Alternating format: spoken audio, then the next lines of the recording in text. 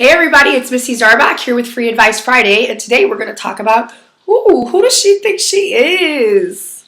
Oh, such a great topic. So I have in my life on many occasions been asked this question, and I kind of always have the same answer. And I have some of the clients that I'm working with now, when they're beginning to grow and they're beginning to unearth, they're getting asked this question, and they're like, who do you think you are? Oh, ooh, kind of hurts, doesn't it? Dang. Okay, so check this out. You get two choices as a woman, or as a man even. Maybe you're a man who wants to be a woman. I don't know, whatever your gender identity is. You can either be a doormat or you can be a queen. Which of those do you want to be? Because there's no real in between. And so you're either a precious gem or you are a random rock on the side of the road. And I'm being super serious. And there might be some people who don't want to hear that, or good. Turn the video off if you don't want to hear this. If you do want to hear this, come with me. It's going to be great. So if you are a precious gem, you know that you have to be unearthed. You know that you have to go to a jeweler and be sculpted. You know that you have to be polished, and from time to time you have to go back and be cleaned by a professional. You have to go back and be cared for really well. They're called precious gems because we care for them really well, and we're very careful about where they're at. We know where they're at all times. You don't have a very nice diamond ring in your home and not know where that ring is. Ladies, you know what I'm talking about. Or you can be just a random rock from the side of the road, something it's been kicked around, cars and trucks drive over it all the time, nobody really cares about it, nobody really thinks about it, it's not very attractive, it's not very beautiful, it can be broken into pieces and nobody would ever know the difference. I choose to be a precious gem. I choose to associate myself with the finer points in life, and so that doesn't necessarily mean that I walk around and I think that I'm better than all the other rocks. I'm not even thinking about other rocks because I know my worth. I don't even have to think about those other rocks. I am not in competition with any other rock because I know my worth. I know where I've been. I know the work that I put into this. I put a lot of work into this.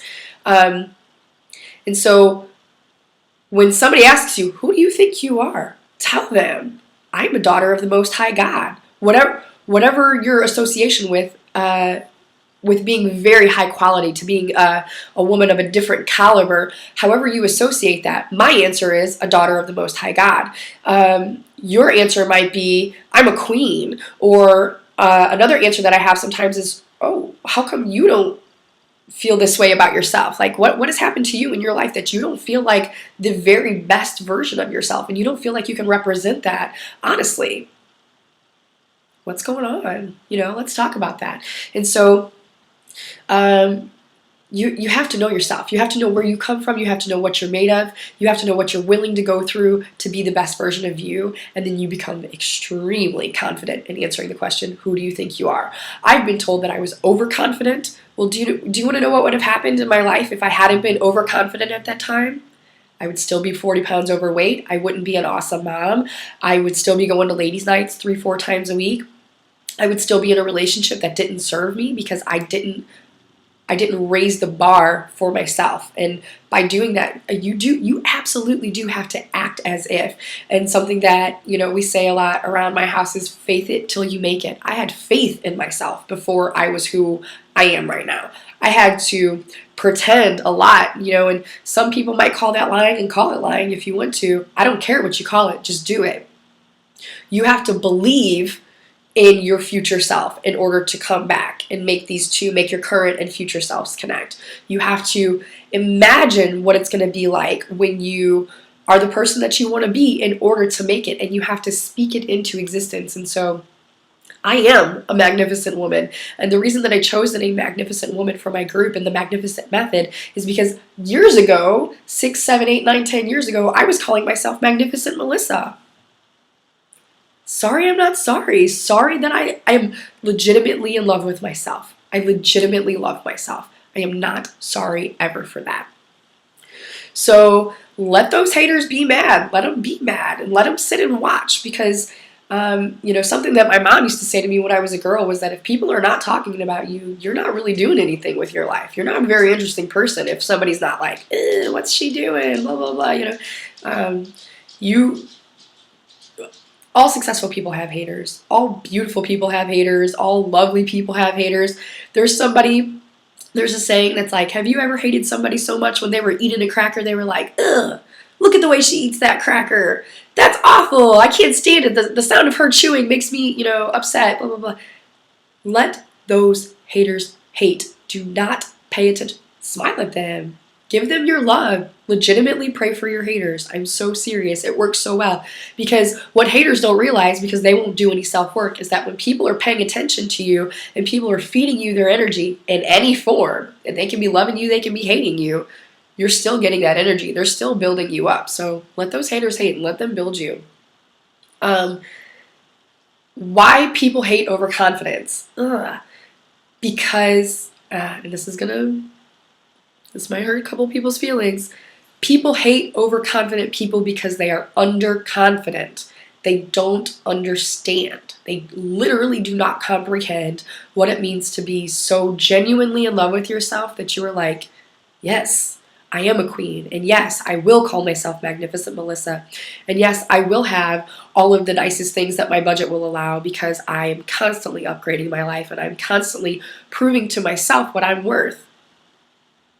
I'm worth every single penny. I am worth every single penny. I am worth every single minute I spend doing squats. I am worth every single minute I spend maintaining my skin. I'm worth every single minute that I spend, being enriched by my children. I'm worth every single minute that I spend being surrounded by other magnificent women. I'm worth that.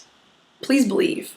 Okay? And so one of the things, when you want to ask a question, how do you get to a place like this? My suggestion is that you get right with your God. And so my God, your God, doesn't matter. I don't care. Whatever God looks like to you, go there and get right.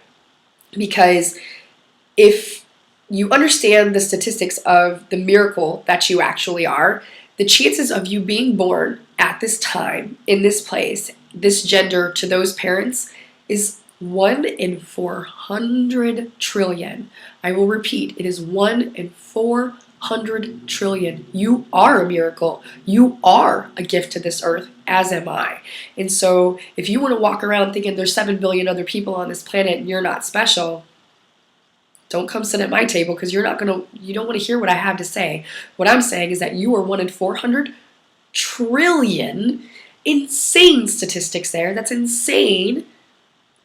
What is special about you that you're not bringing to the table? What are you afraid of? Why are you afraid of yourself? Stop that. Stop it. Crazy. Get right with your God. Get right with wherever it is wherever your source is. Figure it out. Go there and understand that you are a living, breathing, walking miracle. It's a miracle. Get serious about it.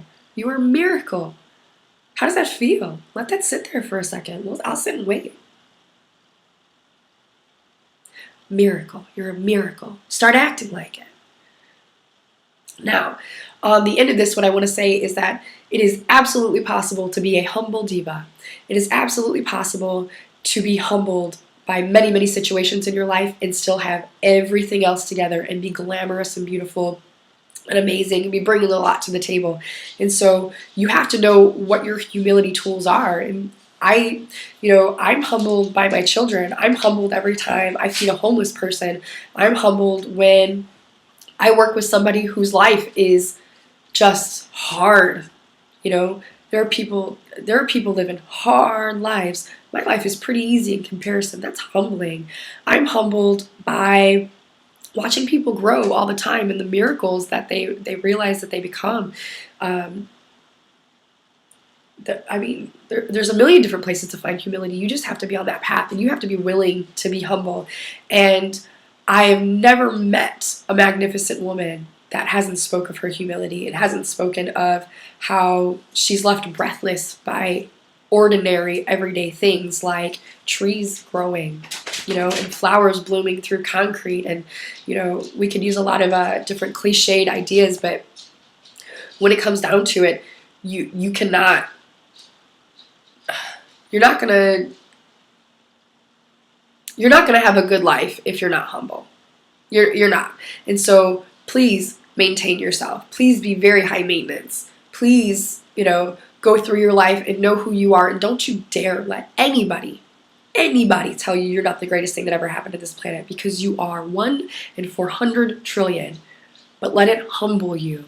Why do you think you came here at this time? Why do you think that you're 1 in 400 trillion? What is your soul's purpose? What kind of work do you have to do? Because I promise you, I guarantee, my mouth to God's ears, if you look at yourself in this way and you clean that mirror off and you look at what God created, what Source created, it's going to humble you. The work that you have to do to fulfill your destiny or your dharma, it's going to humble you. There's a lot of work that needs to be done. But you have to be the best version of yourself in order to make that happen. You can't be half-assed in your life and fulfilling your destiny. It's not going to happen. So, to recap, who do you think you are? You're a miracle. And you should treat yourself as though you are. You're a precious gem. And you should maintain yourself as though you are. Let those haters hate. Because, if somebody's not talking about you, you're not a very interesting person. And then be overconfident. Meet your future self with your emotions. And so you might not look or dress or have what you are going to have in the future, the way that you're going to look in the future, Act as if you're already there, and you will meet yourself. I promise. You will meet your future self. Get right with your God. Please get right with your God. Please figure out what your God is to you. Please figure out what it means to be a miracle and what a miracle is. Do that work. It's so important. And be humble. Oh my goodness, be humble. And so if somebody looks at you and says, who do you think you are? And you say, I'm a daughter of the Most High God, or I'm a queen, and why aren't you a queen? And here's how you become a queen. That's going to put you in touch with your soul. And so this is not ego-driven. It's not ego-driven, it's soul-driven. And if you know the true power of your soul, you have to be humble. You have to be. There's no getting away from it at all. So I hope that answers the question, who does she think she is? Because when I get asked, it always kind of makes me giggle a little bit. And I want you to know that it's okay. It's okay to be you. And if you're fabulous, be fabulous. There are so many ordinary, mediocre, half-assing people. Be magnificent. Be a magnificent woman and enjoy it. Enjoy yourself. Well, that wraps up this video. If you have any questions, please email me at themagnificentwoman.com, or you can hit me up on Facebook. It was really good to talk to you. Have a great day. Bye.